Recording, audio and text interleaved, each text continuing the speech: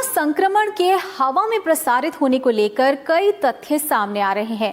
विश्व स्वास्थ्य संगठन के मुताबिक दुनिया भर से आ रही जानकारी में कोरोना वायरस के एरोसोल और एयरबॉर्न ट्रांसमिशन की संभावना जताई जा रही है। वैज्ञानिकों के एक समूह ने भी WHO से इस संबंध में गाइडलाइंस को अपडेट करने का आग्रह किया है, जिस पर गंभीरता से विचार किया जा रहा है। इस ताजा बदलाव पर ज्ञान विज्ञान की एक report.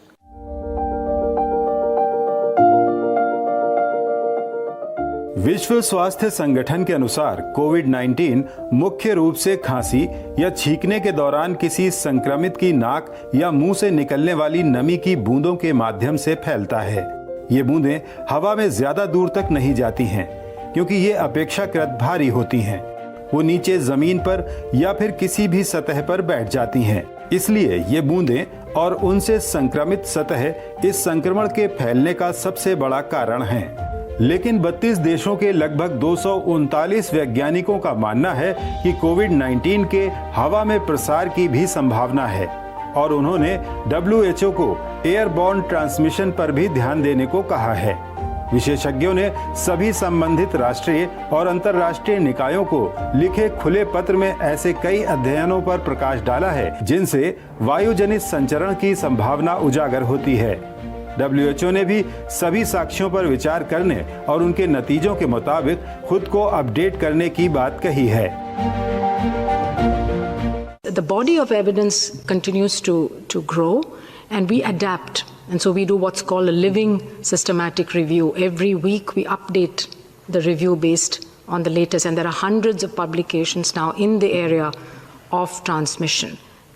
And then we have what's called a guideline development group that considers all of this evidence, and many of the scientists who are authors of that, some of the scientists who are authors on that letter are part of our expert groups and guideline development groups. And they then look at the evidence and then they have to make a considered recommendation. And we take this very seriously. We are, of course, focused on public health guidance.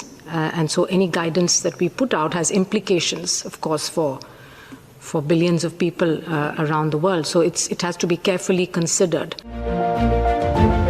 इन 239 वैज्ञानिकों के समूह का दावा है कि विभिन्न शोध अध्ययनों ने संकेत दिया है कि ये बीमारी खासकर बंद जगहों और खराब वेंटिलेशन वाले स्थानों में हवा के जरिए भी फैल सकती है।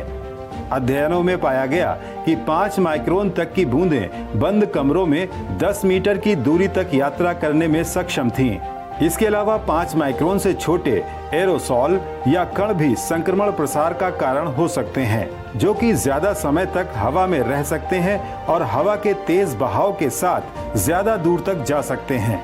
वैज्ञानिकों के मुताबिक बहुत ज्यादा प्रसार की ऐसी कई घटनाएं हैं जो कोरोना के हवा द्वारा फैलने के तथ्य को बल देती हैं।